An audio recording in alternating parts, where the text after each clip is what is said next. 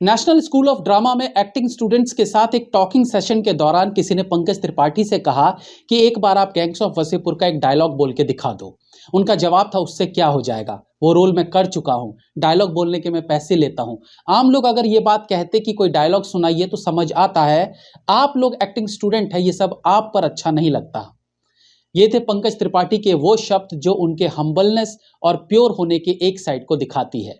तीन humble actors की बात करें तो पंकज त्रिपाठी का नाम खुद ब खुद जहन में आ जाता है। बिहार के किसान परिवार से निकलकर आज बॉलीवुड में one of the best actor का तमगा पाने वाले पंकज त्रिपाठी आज भी कैमरे के पीछे रियल जीवन बिताते हैं। ये इसलिए कह रहा हूं कि आजकल कैमरा ऑफ होने के बाद भी सेलिब्रिटीज की एक्टिंग कंटिन्यू रहती है, बल्कि कुछ सेलिब्रिटीज की तो असली एक्टिंग ही कैमरा ऑफ होने के बाद शुरू होती है। अब जब सादा जीवन उच्च विचार की बात चल रही है तो कन्नड़ा एक्टर राजकुमार के बारे में जानना जरूरी है। अपने पूरे फिल्मी करियर में उन्होंने कभी किसी के साथ बुरा बर्ताव नहीं किया, बल्कि ऊंची आवाज तक में बात नहीं की। उन्होंने जीवन में कभी किसी भी नशे का सेवन नहीं किया, बल्कि वो किरदार तक नहीं निभाए जिनमें वो कैरेक्टर सिगरेट या शराब पीता हो। आपको जानकर हैरानी होगी कि जब उन्हें डॉक्टरेट की उपाधि दी जा रही थी तो उन्होंने कहा, मैं तो बचपन में भेड़ चराया करता था, मैंने अपनी स्कूलिंग भी पूरी नहीं की है, पता नहीं मुझे ये डॉक्टरेट की उपाधि क्यों दी जा रही है। वो प्रोड्यूसर्स को अन्ना दत्तारू कहते थे, जिसका मतलब होता अन्नदाता, और फैंस को अभिमानी देवरुगालू कहते, जिसका अर्थ था फैंस भगवान के बराबर होते हैं। एक्टर रजनीकांत का कहना था कि उन्होंने अपने पूरे जीवन में अगर किसी का ऑटोग्राफ लिया है तो वो थे डॉक्टर राजकुमार। मुझे लगता है हम्बलनेस की इससे बेहतर परिभाषा दूसरी नहीं हो सकती।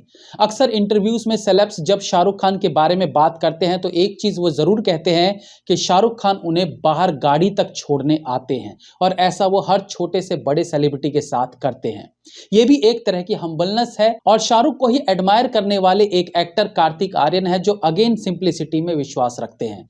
एक इंटरव्यू के दौरान कार्तिक आर्यन के बारे में पता चला था कि स्ट्रगल के दौरान वो 6-7 रूममेट्स के साथ रूम शेयर किया करते थे, और रेड कारपेट तक के सफर को भी उन्होंने ऑटो से पूरा किया था। यानी रेड कारपेट पर जहां सेलिब्रिटीज लंबी और महंगी गाड़ियों से आते हैं, वहां कार्तिक आर्यन पहुंचते थे ऑटो में। एक एक्टर के तौर पर पहली फिल्म में 70,000 रुपए से लेकर अब 50 करोड़ की फीस लेना उन्हें टॉप क्लास का सेलिब्रिटी बनाता है। लेकिन बात जब हम्बलनेस की आती है तो इसके अनेकों एग्जाम्पल्स कार्तिक आर्यन भी सेट कर चुके हैं।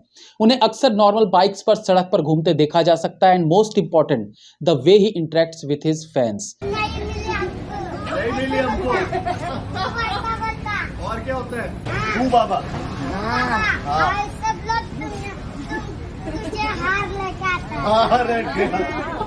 सड़क पर ऋतिक रोशन की कार के बाहर खड़े होकर उनसे बात करना हो या इकोनॉमिक क्लास में ट्रैवल करना हो, ये उनकी जमीनी स्तर पर जुड़ाव को दर्शाती है। ये जरूर है कि एक आम आदमी के पॉइंट ऑफ व्यू से ये आम बात है, but one of the most paid actor बनने के बाद अगर इस तरह की हम्बलनेस आप में बनी रहती है तो ये आम बात नहीं है। कार्तिक एक हरफन मौला एक्टर तो है ही, जिन्होंने रोम-कॉम मूवीज के अलावा फ्रेडी, धमाका और चंदू चैंपियन जैसी फिल्में की है, बट आम जीवन में भी उनका अपने चाहने वालों से जिस तरह का अट्रैक्शन देखने को मिलता है वो उन्हें एक बेहतर इंसान के रूप में दर्शाने का काम करता है। एक कलाकार का जीवन बहुत हेक्टिक होता है, और हेक्टिक स्केड्यूल से समय निकालकर फैंस को सम्मान देना, उनके लिए समय निकालना बिल्कुल आसान नहीं होता। फिर भी कार्तिक आर्यन को कई मौकों पर अपने हर फैंस के साथ इंटरेक्ट करते देखा जा सकता है, फोटो खिंचवाते हुए देखा जा सकता है, और हम्बलनेस की कुछ ऐसी बातें जो किसी को पता नहीं चलती, जैसे कि गुप्त रूप से किसी एनजीओ के साथ जुड़ना एक्सेट्रा, जो शाहरुख के बारे में भी काफी बाद में पता चला था। और क्योंकि कार्तिक एडमायर्स शाहरुख, तो हु नोस कार्तिक भी इनडायरेक्टली बिना शोर शराबे के वो काम भी करते हो जो आम पब्लिक को नजर नहीं आता। एक्टर्स तो बहुत होते हैं, लेकिन जब प्रसिद्धि पाने के बाद भी आप पंकज त्रिपाठी या डॉक्टर राजकुमार या इवन कार्तिक आर्यन की तरह अपने सक्सेस को अपने दिमाग पर हावी नहीं होने देते हो, तो ये चीज आपको एक बेहतर एक्टर के साथ साथ बेहतर इंसान भी बनाती है।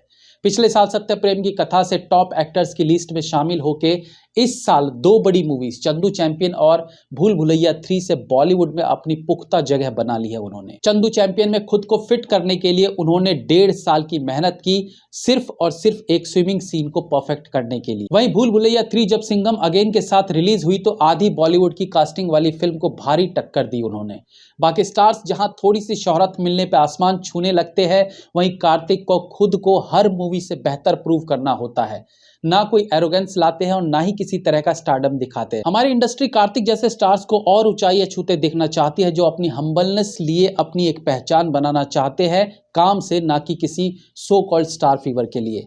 आपके इस बारे में क्या राय है, हमें कमेंट सेक्शन में जरूर बताइएगा। Have a nice day.